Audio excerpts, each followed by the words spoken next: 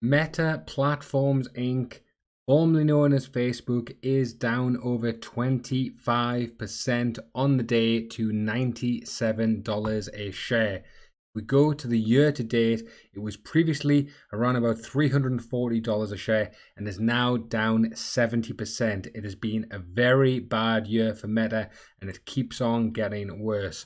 What I'm going to be doing today is looking at their most latest third quarter earnings for 2022, breaking down the numbers, and then taking this to my discounted free cash flow model and the Buffett-Graham intrinsic value model. These numbers will be the most up-to-date. I'm going to show you the process that I go through, where I get the numbers from, and what I do with them to get the fair value based on discounted free cash flow and the Buffett-Graham intrinsic value. So is Facebook a buy? I have my sheet here and we're going to go through the full process today. So firstly, what I do is we get the revenue, then the profit, then the free cash flow from a combination of Yahoo Finance and the actual Facebook earnings themselves. So let's just get the last 3 years of revenue, which we've added here. Then we want to get the last 3 quarters of the revenue. Now these are the 3 most recent quarters, and then we'll be combining them with the most recent quarter that is outlined here in Meta's earnings. So 27.714 billion, and it is down from 29. So that is one of the reasons why it has gone down, why Meta's stock price is tumbling, but that's not the main reason. So let's just add the most recent quarter as 27 billion. Now this gives us a trailing 12 months of 118 billion. And if we look at the summary here, you can see that revenue was increasing, and yes, this is still up, but ever so slightly. If we compare the revenue jumps, it was 70 billion, 86, 118, and then in the trailing 12 months, it's barely budged. Then what we want to do is look at the net income. So once again, let's go back to Yahoo Finance. Let's look at the net income, which is this line here, and we will grab the last 3 years, and then we will also do the same for the quarters.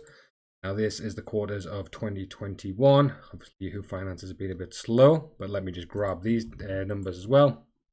And now we have the last 3 quarters here as well.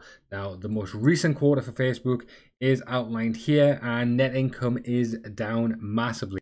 So why is this down? Well, we will see the revenues down 2 billion, total cost and expenses up 4 billion. The main area here is research and development, which is part of their metaverse part of their company. Now, if I just scroll down, I'll actually see, there you go, this is the breakdown here. So the income from family of apps is 9.3 billion, and Reality Labs, which is metaverse, they're losing money, 3.6 billion down. So this is the massive reason why Facebook stock has crashed so much. But overall, in terms of net income, in the bottom line, you can see now it is 4.390 billion, which gives a trailing 12 months of just shy of 30 billion. And then if we compare this profit, 18.5, 29.1, $40 billion in the previous year, and now that is down to shy of 30 billion. Now we want to have a look at free cash flow. So we have to go to the cash flow statements on both Facebook's earnings and here. And how do we get free cash flow? Well, it's cash from operating activities minus capital expenditures.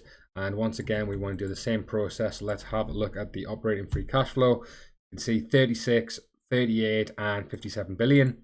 The capex for Facebook is being pretty consistently around about 15 to 18 billion dollars, and obviously that is negative because it's capital expenditures. They're spending money here, and this is the free cash flow. So 21.2, 23.2, and 40 billion in the previous year. So now we want to get the quarterly numbers, and we'll just add these in. I won't discuss these too much because I want to break down the numbers in a second.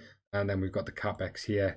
Capex was rising, and that gives a free cash flow of the previous quarters of 12, 8.6, and 4.6 there. But now let's go to the most recent numbers.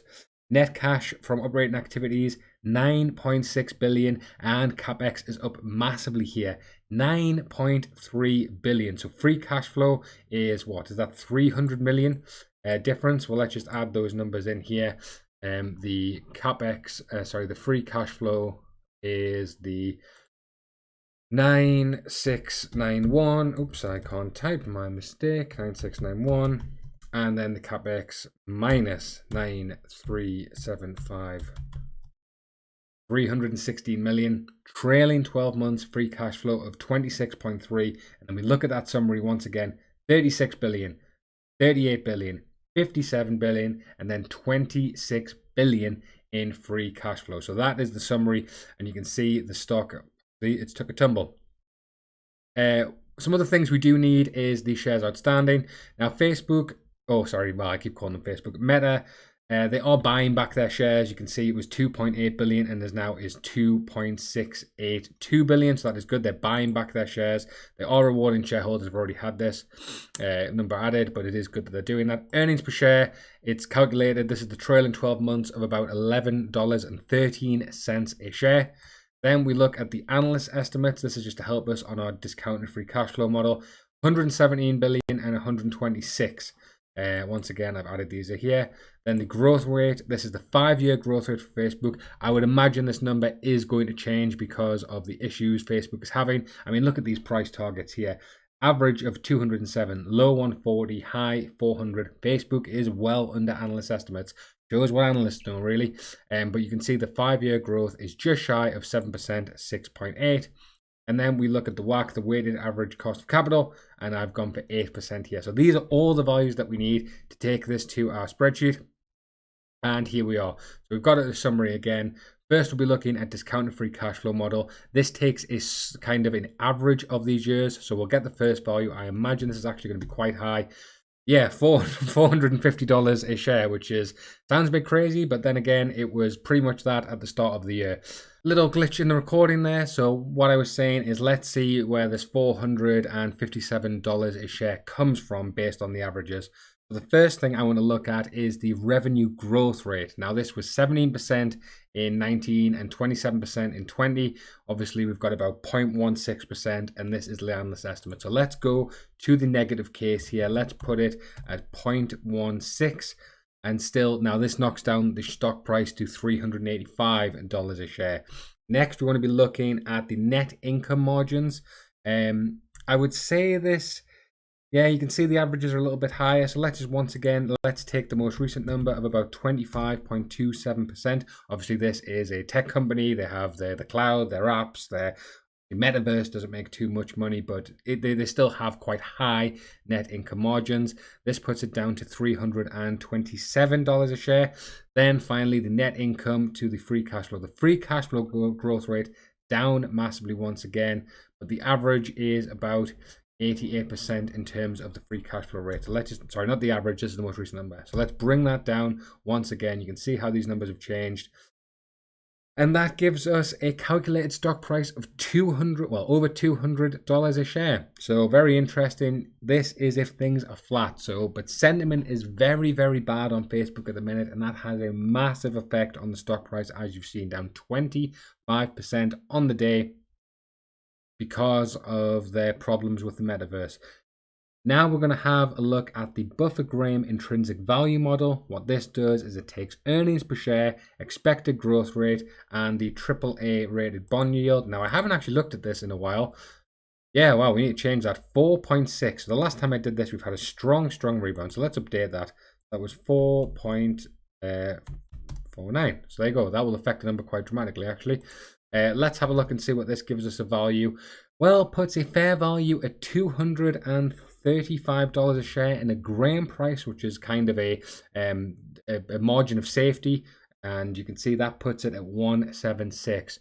So interestingly enough, both the models do say this stock is a massive buy. But sentiment on Facebook is low. I mean, the last time they were at $97 a share. Even at the bottom of the pandemic, they were still considerably higher. You have to go back to, oh my God, look at this, back to almost 2016. Nope, further, 2015. So the entire gains from 2015 completely wiped out. But both of the models say it's a buy. I mean, I was a buyer of Facebook at the previous point in 2020. I did sell off earlier, but this is a massive drop off. I mean, from the peak, which was in September the 10th, it is down 74%. Right guys, thanks for watching. Please give a like on the video if you've enjoyed it. I will try and come back. I've had a month off, COVID and life and all that fun stuff, but I'm going to try and be back. Tell me how you like the style of videos. I'll be doing earnings and doing more stock videos as always, and I'll catch you guys next time.